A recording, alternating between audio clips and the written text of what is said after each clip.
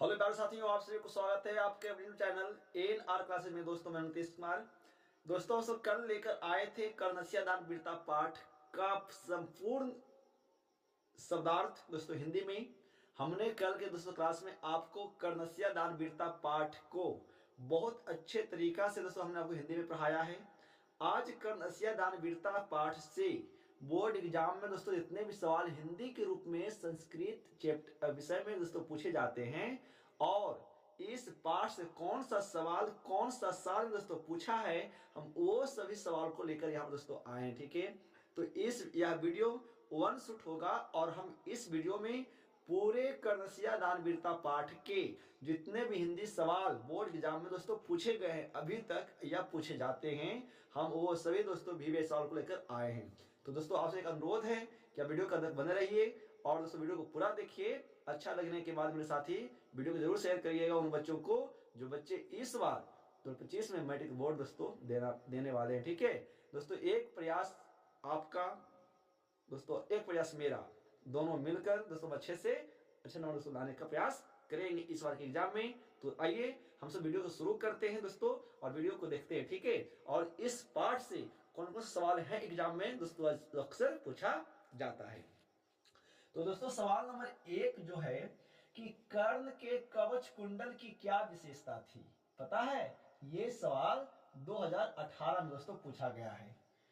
तो आपको पता है हम कल दोस्तों को पढ़ा चुके हैं। ठीक है, हम कल आपको पढ़ा चुके हैं जैसा कि है ना। और इसका आंसर सुनेंगे ध्यान से। सवाल है क्या, एक बार फिर से देख लीजिए कि कर्ण के कवच कुंडल की क्या विशेषता थी। तो आंसर क्या होगा कि कर्ण का कवच कुंडल जन्मजात था।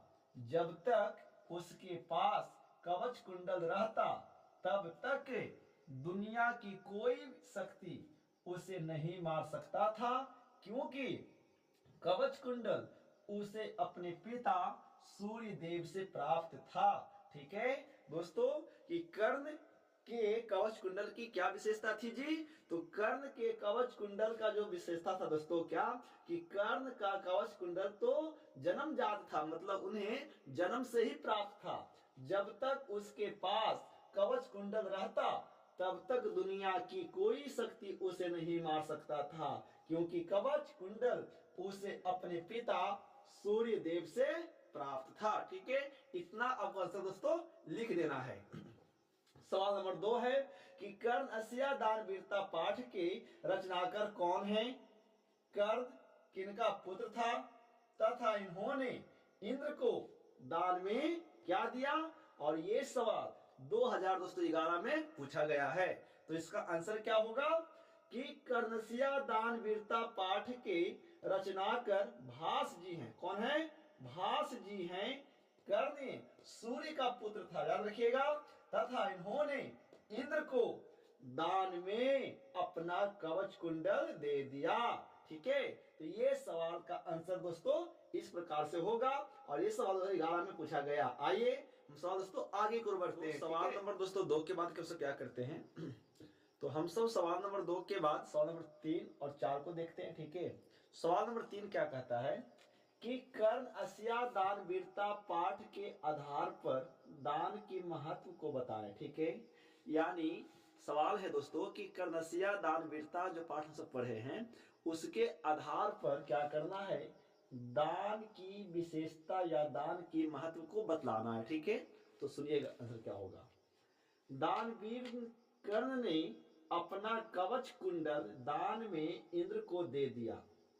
कर्ण को ज्ञात था कि यह कवच कुंडल हमारा प्राण रक्षक है, लेकिन अपनी दानवीरता की रक्षा करने के लिए उन्होंने याचिका को, मतलब जो भीख मांगने आया था, याचिका को खाली हाथ नहीं लौटने दिया। ठीक है, यानी कर्ण ने क्या किया दोस्तों कि अपनी दानवीरता को बचाने के लिए इन्होंने याचिका को खाली हाथ लौटने नहीं दिया, क्योंकि कर्ण की दानवीरता यदि उस समय अपने प्राण की रक्षा के लिए कवच कुंडल दान में नहीं देते तो आज इस दुनिया में कर्ण का जो दानवीरता जो नाम चल रहा है कि कर्ण ऐसा दानवीर कोई नहीं है दोस्तों, ये नाम नहीं चल पाता। ठीक है, यानी कहे तो कर्ण मरने के बाद भी क्या है, जीवित है, मतलब अमर है दोस्तों। क्योंकि जब तक युग युग ये संसार धरती रहेगी तब तक कर्ण का नाम दोस्तों इस प्रकार से दानवीरता के रूप में लिया जाएगा। इसीलिए कर्ण सोचा कि एक दिन तो मरना ही है, तो क्यों ना कुछ ऐसा जीवन में कर जाएं जिससे हमारा नाम दोस्तों दुनिया में चलते रहे। ठीक है, इसीलिए हम लोगों को भी ऐसा काम दोस्तों करना चाहिए। ठीक है, मरना तो सबको एक दिन है, बट अपने जीवन काल में कुछ ऐसा काम करें कि हमारे मरने के बाद भी लोग हमारा नाम इज्जत के साथ दोस्तों ले। ठीक है, इसीलिए कर्ण ने अपनी प्राण की रक्षा नहीं की, उन्होंने अपनी दान वीरता की रक्षा किया और इंद्र को कवच कुंडल उन्होंने दान में दे दिया मेरे प्यारे साथियों। ठीक है, चलिए ये सवाल दोस्तों 16 में पूछा गया, देख लीजिए। ठीक है, सवाल नंबर 4 है कि कर्ण के प्रणाम करने पर, सवाल 4 क्या है कि कर्ण के प्रणाम करने पर है ना इंद्र ने दीर्घ आयु का आशीर्वाद क्यों नहीं दिया। हम कल आपको पढ़ाए थे कि जैसे ही कर्ण ने इंद्र को, ब्राह्मण वेशधारी इंद्र को प्रणाम किया तो इंद्र ने ना कर्ण को दीर्घ आयु मतलब लंबे समय तक जीना है ऐसा आशीर्वाद क्यों नहीं दिया। और ये सवाल तो 21 में दोस्तों पूछा गया है, तो इसका आंसर सुनेंगे ध्यान से। इंद्र जानते थे कि महाभारत के युद्ध में कर्ण को मरना अति आवश्यक है, लेकिन जब इंद्र कर्ण को दीर्घ आयु का आशीर्वाद दे देते तो कर्ण की मृत्यु युद्ध में संभव नहीं है ना, संभव नहीं होता। ठीक है, मतलब जब इंद्र कर्ण को दीर्घ आयु का आशीर्वाद दे देते तो कर्ण की मृत्यु युद्ध में संभव नहीं है और वह दीर्घ आयु हो जाता, मतलब उनका उम्र और बढ़ जाता। क्योंकि सतयुग में जैसा कहा जाता था दोस्तों वैसा पूरा मनोकामना हो जाता था और वह दीर्घ आयु हो जाता।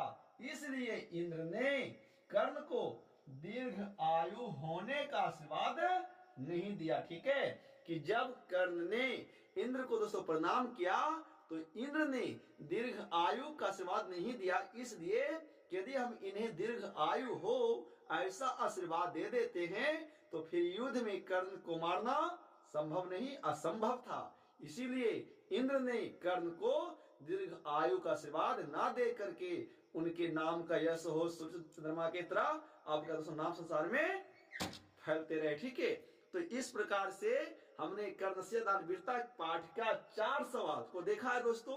अब जब एक दो और आएंगे तो हमने आपको लेक्चर दे दिया है, उस लेक्चर के आधार पे सवाल आपसे बन जाएगा मेरे प्यारे साथियों। तो यह सवाल जो था सब्जेक्टिव के रूप में था। ठीक है, हम कल मिलेंगे दूसरे और नए चैप्टर के साथ दोस्तों, तब तक के लिए नमस्कार, थैंक्स फॉर वॉचिंग। जुड़े रहिए एन और क्लासेस के साथ। जय हिंद, वंदे मातरम।